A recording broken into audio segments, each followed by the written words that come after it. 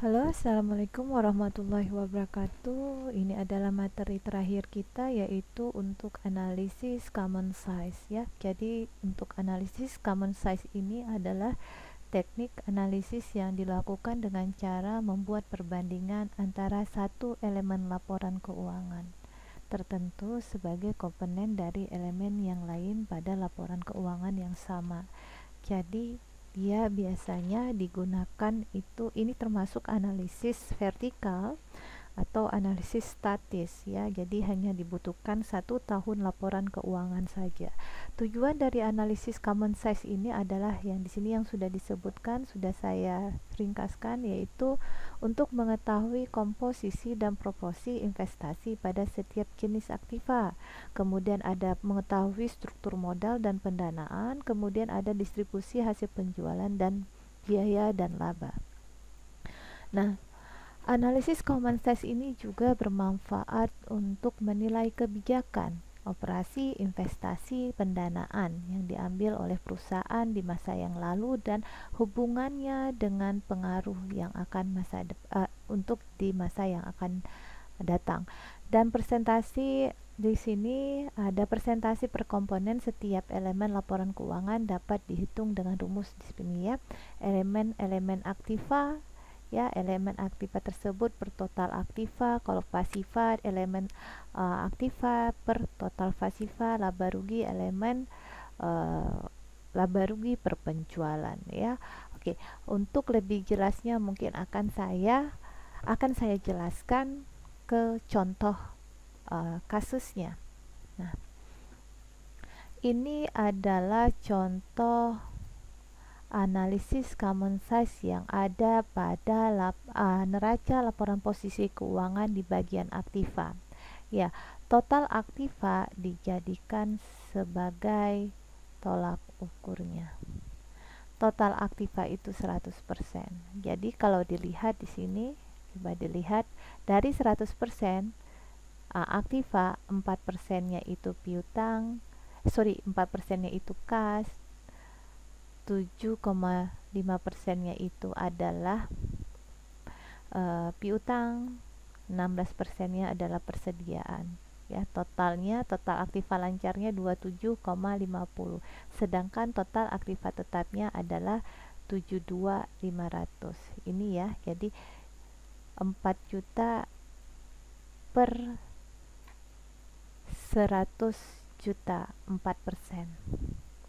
Ya, jadi hitungnya gini, 4 juta bagi 100 ya, 4% kalikan 100, jadi 4 per 100 kali 100 ya. Aduh, jelek banget nih ya. Jadinya 4% dapatnya nih, jadinya dapatnya 4%. Oke, lanjut lagi di bagian pasifanya yang dijadikan bahan, ini dia ya perhitungannya dari totalnya ini ya. Jadi utang dagangnya 15, utang gajinya 7, utang banknya 30. Total dari utang yaitu 52,50 dan yang lainnya adalah modal. 47,50 itu ekuitas ya. Kemudian di sini ada laba rugi ya, laba rugi. Penjualan dijadikan dasar persentasenya nih. Penjualannya 100% ya. Dari penjualan hanya mendapat 8,75%.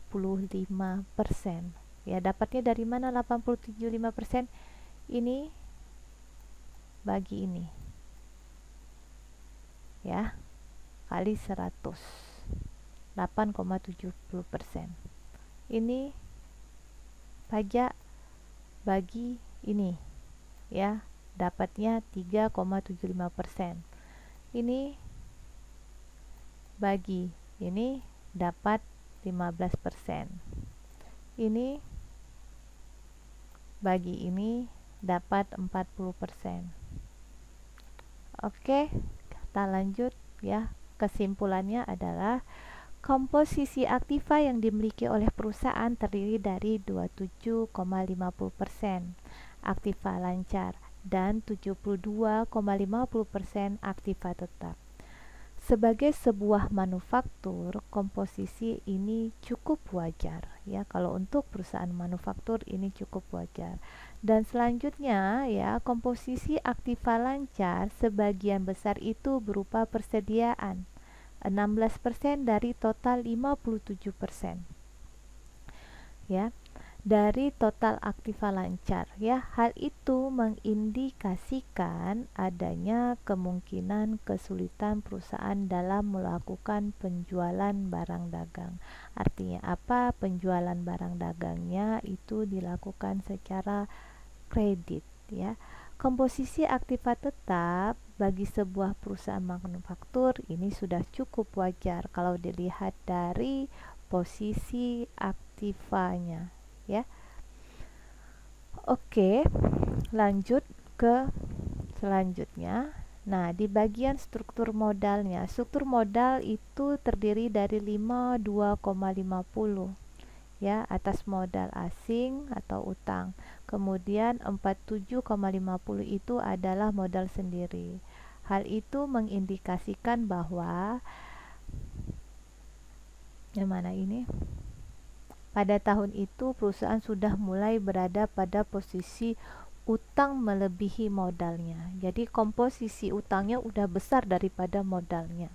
Jumlah yang ini yang mungkin yang cukup besar ini ya, karena perusahaan melakukan tambahan aktiva tetap untuk meningkatkan kapasitas produksinya. Beli aktiva tetap secara ngutang gitu artinya ya. Dia tambah aktivanya tapi tetap secara ngutang gitu. Oleh karena itu, di masa yang akan datang, perusahaan masih membutuhkan tambahan dana lagi dan sebaiknya tidak dilakukan dengan menerbitkan surat tanda utang ya, melainkan dengan cara menerbitkan saham atau menggunakan sebagian dari laba ditahan gitu ya. Jadi jangan ngutang lagi karena persentase utangnya itu sudah cukup besar. Nah, selanjutnya adalah untuk dari kesimpulan, contoh kesimpulan untuk laba rugi ya. Kalau dilihat dari laba ruginya, laba bersih masing-masing 91,2% dan biaya itu 91,2% nih biaya, sedangkan labanya itu 8,75%. Hal itu mengindikasikan bahwa ya, kegiatan operasi yang dilakukan perusahaan masih dapat menghasilkan laba sebesar 8,75% ya. Artinya meskipun labanya kecil, perusahaan dapat memperoleh laba dari kegiatan operasi yang dilakukan walaupun kecil persentasenya ya, lebih besar biayanya ya. Jadi biayanya itu lebih besar daripada laba yang diperoleh. Memang, tetapi setidaknya minimal perolehannya 13% lah ya. 13% ini sudah sangat minimal. Rata-rata usaha dapat 13% dari penjualannya. Oke, selanjutnya ada komponen biaya yang paling besar adalah harga pokok penjualan. Artinya, mungkin di masa yang akan datang, perusahaan masih perlu berusaha meningkatkan efisiensi produksinya untuk meningkatkan harga pokok penjualannya, untuk menekan ya, jadi agar HPP-nya itu bisa lebih kecil sehingga meningkatkan laba yang lebih besar. Oke. Nah, itu saja yang dapat saya sampaikan ya adik-adik. Nanti bisa lagi baca-baca buku ya, teks yang ada di rumah.